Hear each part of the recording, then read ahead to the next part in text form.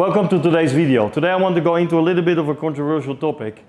You know, people from the West, when they get into a certain Wing Chun lineage, right, with a certain grandmaster, they can be quite euphoric about it and put their Josie or the founder of their lineage on a pedestal and start to think that their lineage has all the answers and is the best, okay?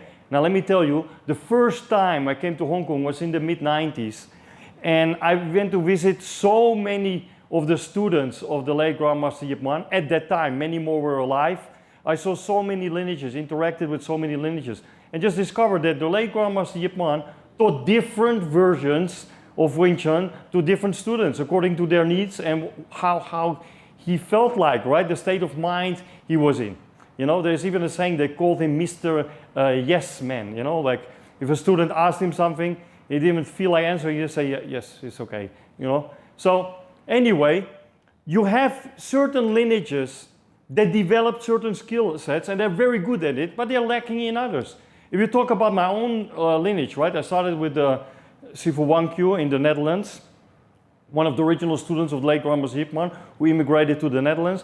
And then later on, end of the 80s, I went into the Leung Ting lineage, in which I stayed for about 2 decades. And the Leung Ting lineage is very good, if, for example, in the amount of movement ability, you know, in momentum handling in terms of chi sao and stuff. They have so many techniques and they put it all together into sections. But they're lacking a little bit, in my opinion, with the frame or some call structure, right, and the footwork. So many lineages have their strengths and their weaknesses. And anyway, today I want to go into Pun, yeah?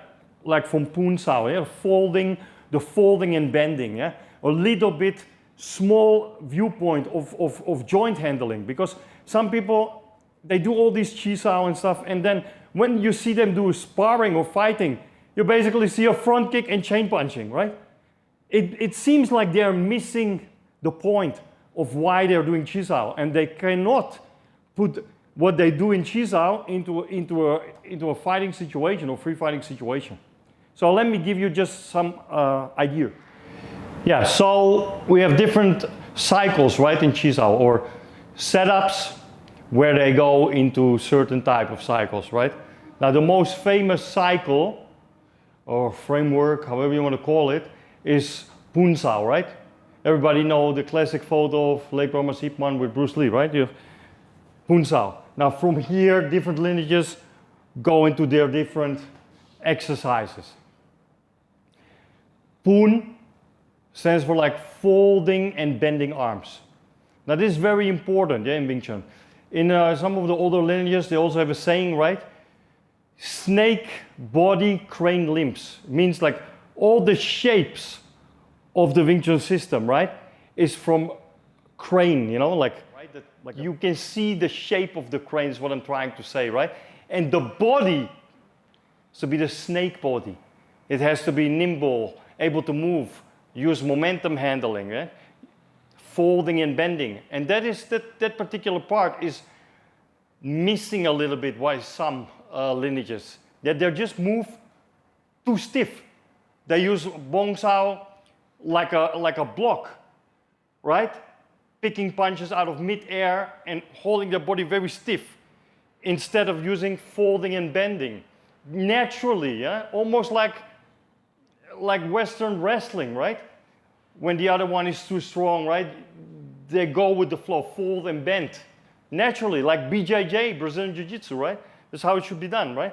So, for example, yeah, my arm will be forced to bend, right? If you bong sao, and then it releases free. Like a spring load, right? It will go and vroom, shoot out. Yeah, so if Peter punches, right?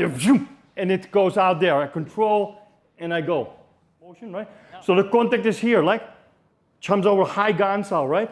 And then the pressure may be coming to me, right? So I go here and I'm on the inside, right?